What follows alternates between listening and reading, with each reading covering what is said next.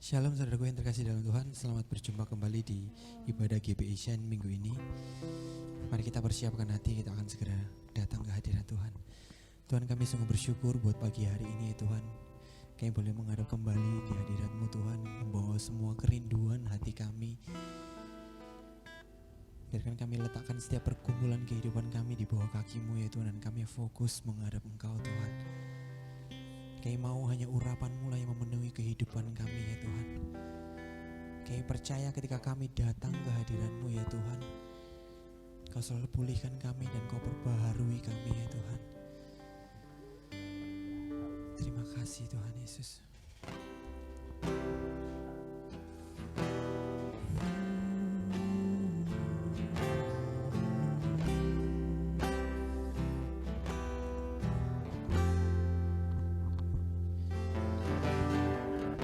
Jalan-Mu tak terselami oleh setiap hati kami. Katakan, namun satu hal ku percaya Tuhan, namun satu hal ku percaya, ada rencana yang indah, tiada terduga kasih-Mu Tuhan, tiada terduga kasih-Mu. Heran dan besar Tuhan, heran dan besar bagiku. Arti kehadiran-Mu selalu nyata di dalam hidupku. Penyertaan-Mu sempurna, rancangan-Mu penuh damai, aman dan sejahtera walau di tengah badai. Ingin ku selalu bersama, rasakan keindahan arti kehadiran-Mu Tuhan. Kami percaya hadir-Mu mengubah kehidupan kami Tuhan. Jalan-Mu tak terselami oleh setiap hati kami. Namun satu hal yang ku percaya Tuhan, satu hal yang ku percaya, ada rencana yang indah, terduga kasih-Mu, heran dan besar bagiku. Arti kehadiran-Mu selalu nyata Tuhan di dalam hidupku. Penyertaan-Mu sempurna, rancangan-Mu penuh damai, aman dan sejahtera walau di tengah badai. Ingin ku selalu bersama, rasakan keindahan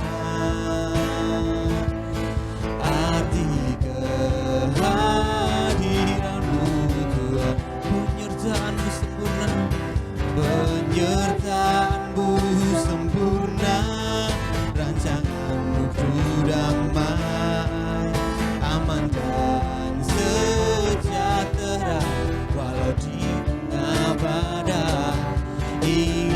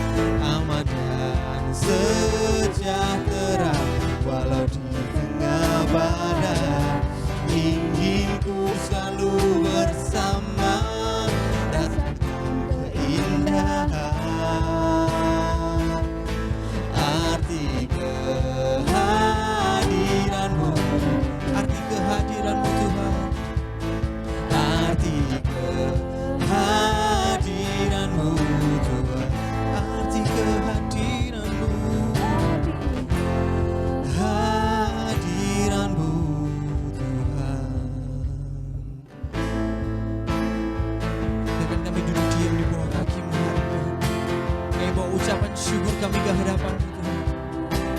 Sembah Kau Allahku. Oh,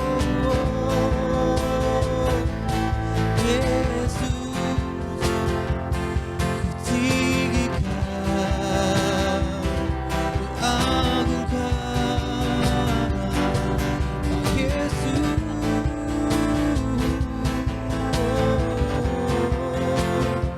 Mari naikkan pujian-Mu ke hadapan-Mu. Mari bawa sembah syukur-Mu ke hadapan-Mu. Terus ku sembah Tuhan, tinggikan nama-Mu, mulia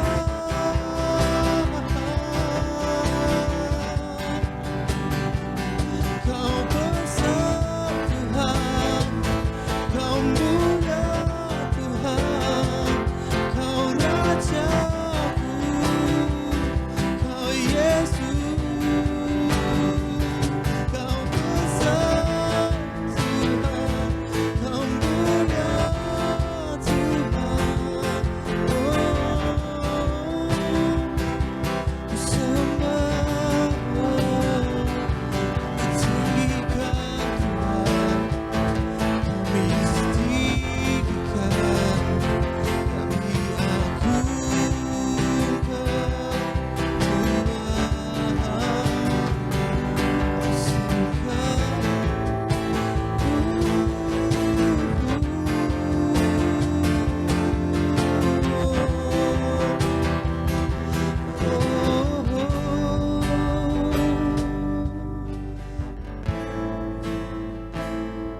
biarkan hanya pribadi kami ya Tuhan yang menghadap Engkau, pribadi lepas pribadi menghadap Engkau hari itu.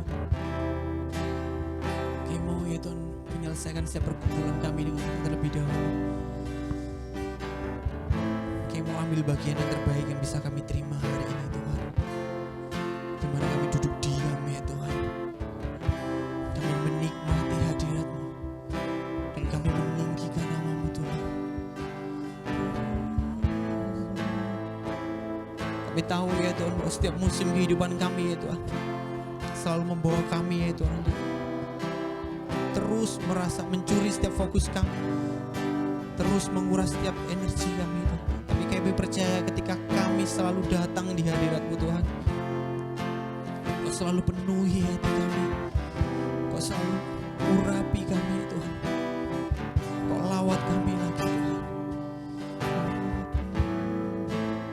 Sembah Kau Yesus,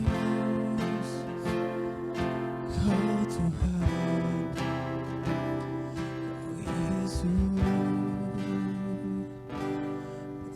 Penyertaan-Mu sempurna, rancangan-Mu damai. Nyanyikan dengan segenap hatimu.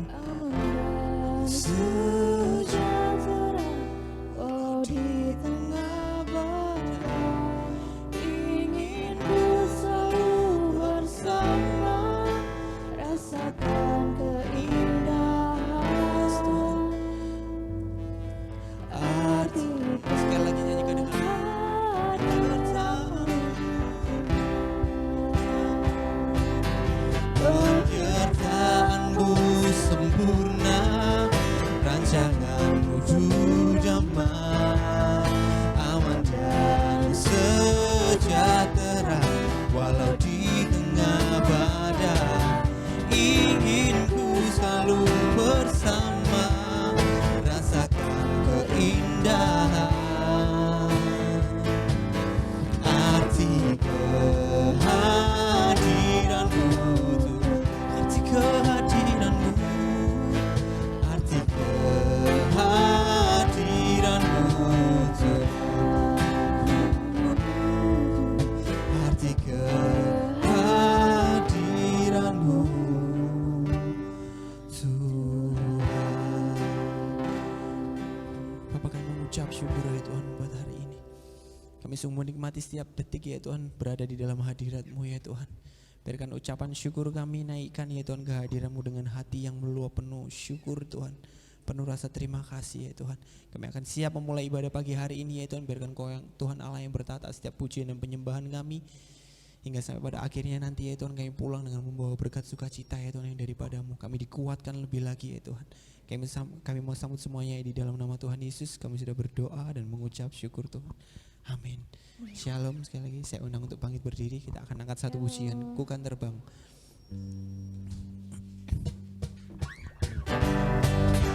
Kami percaya firman-Mu yang menguatkan kami Tuhan.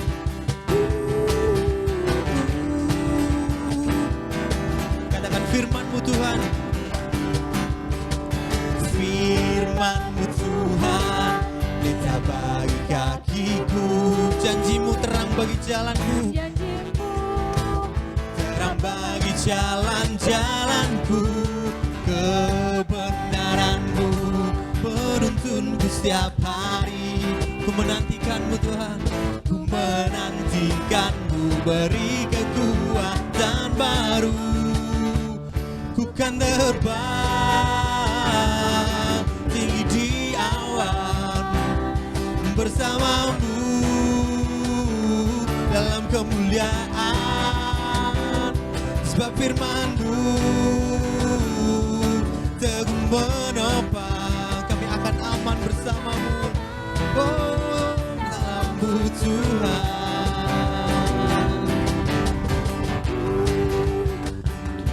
Firman-Mu Tuhan. Oh, oh. Kau Yesus, katakan firman-Mu Tuhan. Firman-Mu Tuhan, pelita bagi kakiku. Janji-Mu terang bagi jalan-jalanku. Kebenaran menuntunku setiap hari. Oh Tuhan, ku menantikan-Mu, beri kekuatan baru. Ku kan terbang tinggi di awan bersama-Mu dalam kemuliaan. Sebab firman-Mu teguh menopang, ku kan aman di dalam-Mu Tuhan. Ku kan aman di dalam-Mu Tuhan. Di jalan-Mu, di atas jalan-jalanku. Rancangan-Mu melebihi rancanganku. Sungguh telah membebaskanku, berjalan lebih tinggi, berjalan bersama-Mu. Ku kan terbang tinggi di awan. Yes, kami akan terbang bersama-Mu Tuhan, dalam kemuliaan-Mu Tuhan. Oh, sebab firman-Mu kami percaya teguh menopang Tuhan. Oh Tuhan, ku kan aman di dalam-Mu Tuhan. Ku kan terbang tinggi di awan bersama-Mu dalam kemuliaan. Sebab firman-Mu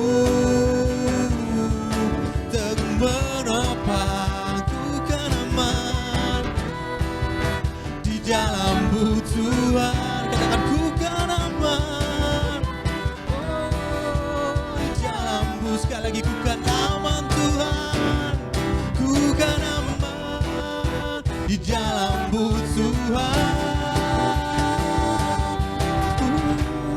Berikan kemuliaan bagi nama Tuhan. Kita akan lanjut pujian yang kedua, Bila Aku Bersama-Mu.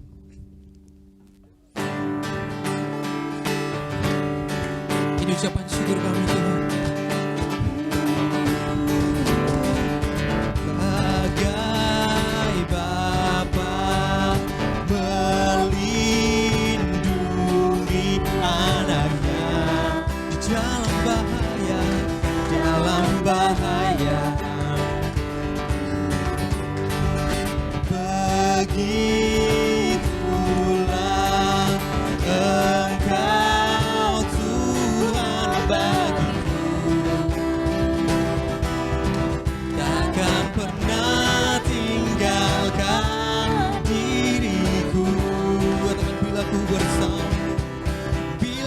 bersamamu, bila ku di dalam, bila kau di pihakku, siapa lawanku?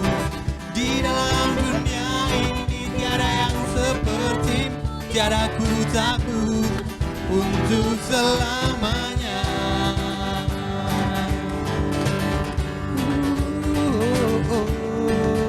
Katakan gelap malam, gelap malam, tak gelap yang ada di dalam hidupku, takkan lagi menggetarkan,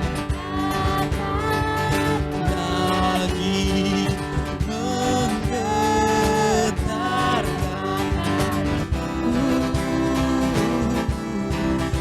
Kau Tuhan kekuatan hidup. Katakan sebab kau Tuhan kekuatan hidupku, Tuhan kekuatan hidupku. Bila ku bersamamu, bila ku di dalam, bila kau di pihakku, siapa lawanku? Di dalam dunia ini tiada yang sepertimu, takkan ku ragu untuk selamanya. Bila ku bersamamu, bila kau di pihakku, siapa lawanku? Di dalam dunia ini tiada yang sepertimu, tiada ku ragu untuk sekali lagi. Bila ku bersamamu, dalammu, bila kau di pihak, siapa lawanku? Di dalam dunia ini tiada yang seperti, tiada ku takut untuk selamanya. Percaya hanya padamu Tuhan. Haleluya. Silakan duduk kembali. Kita akan segera mempersiapkan hati untuk mendengarkan bagian yang terbaik. Tuhan, kami mau duduk diam dan masuk lebih dalam hadirat-Mu Tuhan. Kami hanya mau fokus mendengarkan Kau hari ini. Melalui arah Roh Kudus, tuntun kami untuk kami boleh mengerti setiap firman-Mu ya Tuhan. Agar kami menjadi orang-orang yang selalu dikuatkan ya Tuhan. Apapun pergumulan dalam kehidupan kami, kami akan selalu kuat ketika kami bersandar padamu. Kami akan selalu kuat ketika kami mengandalkan Engkau Tuhan. Kami tidak bisa apa-apa tanpa Engkau Tuhan.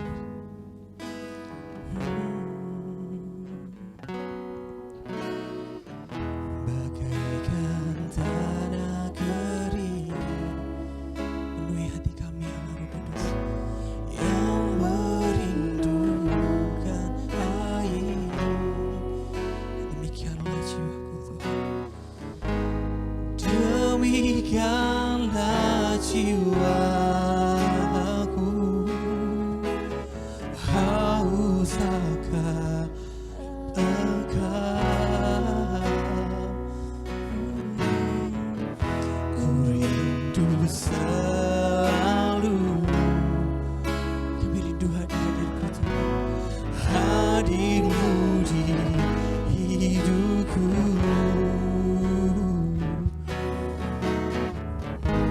memulihkan jiwaku, hapuskan air mataku, mengalirlah kuasa Roh Kudus, mengalirlah di tempat ini, mengalirlah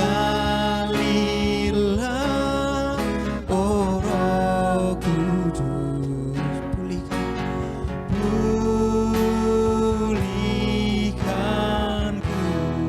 Kita akan nyanyikan sekali lagi dari awal. Nyanyikan dengan segenap hatimu. Bagaikan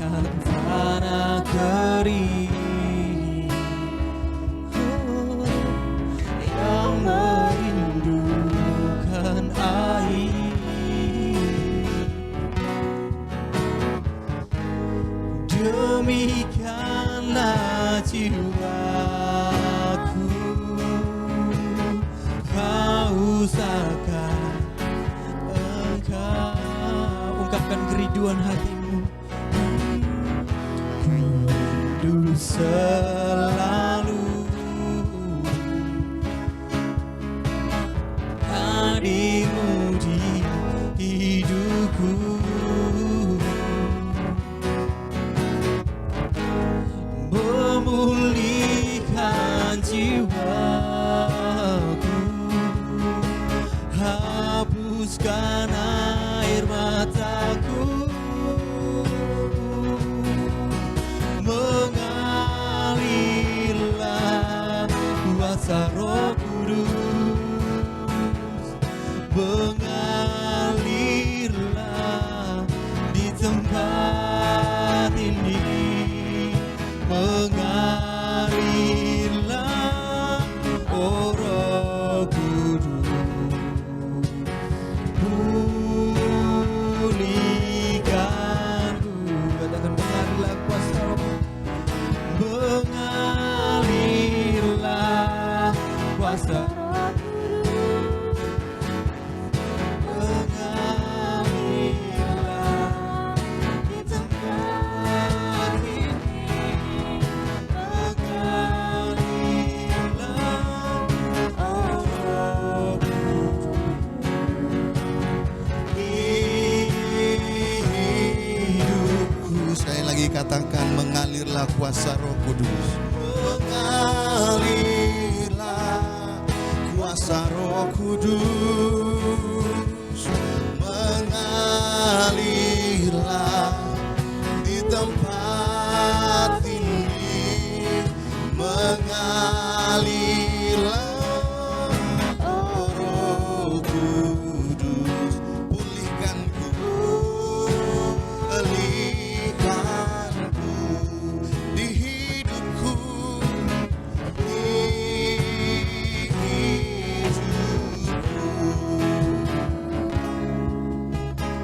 pulihkanku.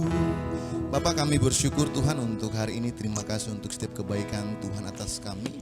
Karena kami sungguh percaya ketika kami bisa berada di tempat ini, menikmati anugerah Tuhan, menikmati hari yang baru, dan bisa masuk di dalam ibadah yang indah ini, kami percaya bahwa semua karena anugerah Tuhan, karena semua karena pemeliharaan Tuhan dalam hidup kami, sehingga kami bisa ada sampai saat ini Tuhan.